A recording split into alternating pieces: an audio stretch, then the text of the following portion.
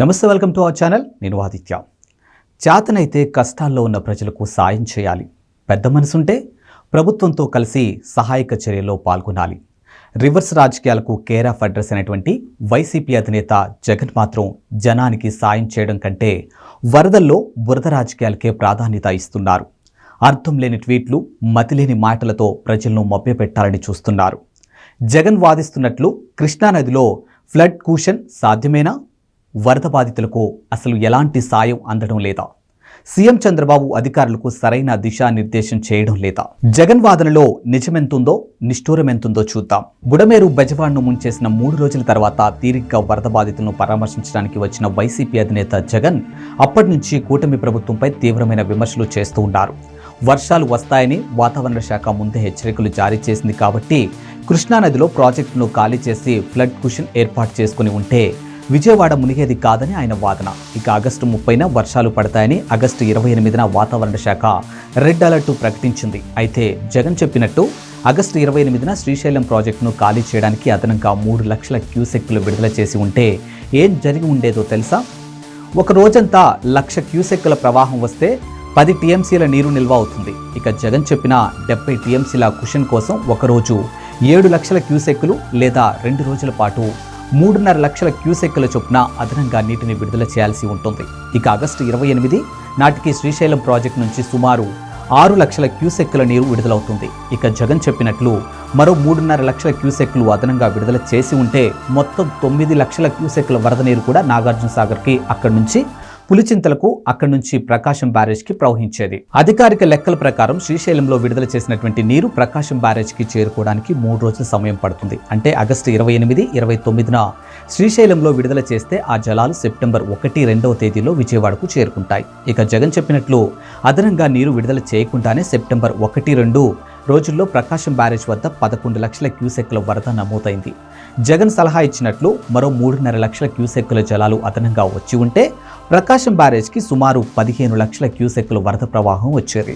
వాస్తవానికి ప్రకాశం బ్యారేజ్ సామర్థ్యం 11,90,000 క్యూసెక్కులు మాత్రమే. అంటే అదనంగా 3 లక్షల క్యూసెక్కులు వస్తే ప్రకాశం బ్యారేజ్ కూడా కొట్టుకొని పోయి ఉండేది. అదే జరిగితే 15 లక్షల క్యూసెక్కుల వరద బ్యారేజ్లో నిల్వ ఉన్న 15 టీఎంసీల నీళ్లు ఉప్పొంగి విజయవాడ నగరంతో పాటు ఎన్టీఆర్, కృష్ణా జిల్లా, గుంటూరు, బాపట్ల జిల్లాలోని వేలాది గ్రామాలు, పట్టణాలు మునిగిపోయి లక్షల మంది ప్రజలు వరదల్లో చిక్కుకునేవాళ్ళు.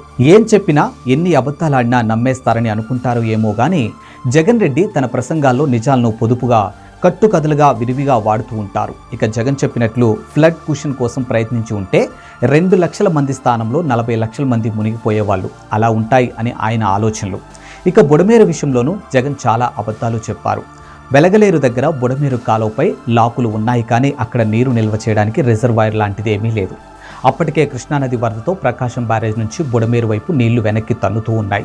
ఈ పరిస్థితిలో బుడమేరులో నీరు కృష్ణానదిలోకి వెళ్లే అవకాశము లేదు. ఇక బుడమేరుపై ఉన్నటువంటి లాకులు ఎత్తకపోతే ఆ గేట్లు కొట్టుకుపోతాయి. ఇక జగన్ పాలనలో బుడమేరుని ఎడాపెడా ఆక్రమించడం, వైసీపీ నేతల కకృతిలో బుడమేరు కట్టడాలపై మట్టి తవ్వేసి అమ్ముకోవడంతో 3 భారీ గండ్లు పడి వరద నీరు బెజవాడను ముంచెత్తింది. 3 రోజుల్లో 30 సెంటీమీటర్ల వర్షం పడడం సాధారణం అంటూ పరిస్థితి తీవ్రతను తగ్గించే ప్రయత్నం చేశారు జగన్. ఇక 2021లో 22 సెంటీమీటర్ల వర్షానికి హైదరాబాద్ నగరంలోని అనేక ప్రాంతాలు మునిగిపోయాయి. అక్కడ కృష్ణానది లేదు, కనీసం బుడమేరు కూడా లేదు. అయినా భారీ వర్షాలతోనే భాగ్యనగరం మునిగేసింది.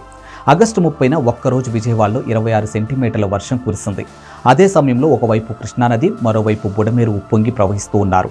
ఎగువ నుంచి కురుస్తున్నటువంటి భారీ వరదలకు స్థానికంగా కుండపోత వాన తోడవడంతో బెజవాడలోని అజిత్ సింగ్ నగర్, రాజరాజేశ్వరిపేట ప్రాంతాలను 6 నుంచి 8 అడుగుల నీరు ముంచెత్తింది. ఇలాంటి బీభత్సమైన వరద గతంలో ఎప్పుడూ రాలేదు. కానీ ఒక్క జగన్ రెడ్డికి మాత్రమే ఇదంతా సాధారణంగా కనిపిస్తుంది. ప్రభుత్వంలోని వివిధ శాఖలతో సమీక్షలు నిర్వహించి సమన్వయం చేసుకోలేదని మరో ఆరోపణ చేశారు వైసీపీ అధినేత జగన్. సర్కారీ యంత్రాంగాన్ని సద్వినియోగం చేసుకోవడం, అధికారంలో పరుగులు పెట్టించి పని చేయించడంలో మన రాష్ట్రంలోనే, దేశంలోనే చంద్రబాబును మించిన నాయకుడు లేరని ప్రత్యర్థులు సైతం అంగీకరిస్తారు. ప్రభుత్వాన్ని ఎలా నడిపించాలనే విషయం జగన్ నుంచి నేర్చుకునే పరిస్థితిలో చంద్రబాబు లేరని చిన్న పిల్లలను అడిగినా చెప్తారు.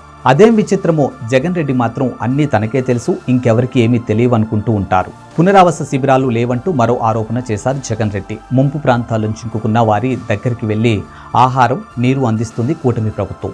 నీటి స్థాయిలు తగ్గిన ప్రాంతాల్లో ప్రజలను శిబిరాలకు తరలిస్తూ ఉన్నారు. విజయవాడలో ఉంటే ఈ విషయాలు తెలుస్తాయి. ఇక టూరిస్టుల 2 సార్లు నీళ్లలోకి దిగి అటు నుంచి అటే బెంగళూరు వెళ్ళిపోతే బెజవాడలో వరద సహాయక చర్యలు పునరావాస శిబిరాలకు ఎలా తెలుస్తుంది? ఇక బాధితులకు సాయం అందడం లేదని జగన్ చేసిన వ్యాఖ్యలు ఆయన అవగాహన రాహిత్యమా లేక కడుపు మంటతో నిజం ఒప్పుకోలేక చెప్పిన అబద్ధమో ఆయనకే తెలియాలి. వరద బాధితులకు ఇస్తున్న సరుకుల గురించి కూటమి నేతలు ప్రచారం చేసుకుంటున్నారు. మరో అసంబద్ధ ఆరోపణ చేశారు జగన్ రెడ్డి. ప్రచారం అంటే జగన్ అంటే ప్రచారం అనే రేంజ్లో ఆస్తుల పత్రాల దగ్గర నుంచి ప్రజల సమాధి రాళ్లపైన తన ఫోటోలు వేయించుకున్న వ్యక్తి ఇప్పుడు వరద బాధితులకు సాయం అందించడం పబ్లిసిటీ అంటున్నారు. ఇదంతా చూస్తుంటే ప్రజలకు మేలు చేస్తున్నందుకు చంద్రబాబుకు ఎక్కడ మంచి పేరు వస్తుందో అనే బాధ తప్ప ప్రజలపై ప్రేమ కాదని స్పష్టంగా చెప్పొచ్చు. వరదల్లో సర్వం కోల్పోయి కష్టాల్లో ఉన్న ప్రజలను ప్రభుత్వం ఆదుకోకపోతే పోరాటం చేస్తామంటున్నారు వైఎస్ జగన్. అయితే జగన్కు అవసరం రాకపోవచ్చు. వరద పూర్తిగా తగ్గకముందే ప్రజలను ఆదుకోవడానికి కూటమి ప్రభుత్వం అన్ని ఏర్పాట్లు చేస్తుంది. గతంలో ఎన్నడూ లేని విధంగా ఇళ్లలో బురద కూడా ప్రభుత్వమే శుభ్రం చేయిస్తుంది. వీధుల్లో నీళ్లన్నీ వెళ్లిపోయాక బాధితులను అన్ని విధాలా ఆదుకోవడానికి ఇప్పటికే ప్రణాళికలు సిద్ధం చేస్తూ ఉన్నారు. ఇదే సమయంలో ప్రతిపక్ష నాయకుడిగా ప్రజలకు అండగా ఉండాల్సిన జగన్ బెంగళూరు ప్యాలెస్లో రెస్ట్ తీసుకుంటూ ఉంటే ఆయనతో పాటు వైసీపీ నాయకులంతా కాళ్లకు బురద అంటకుండా సోషల్ మీడియాలో బురద రాజకీయం చేస్తున్నారు.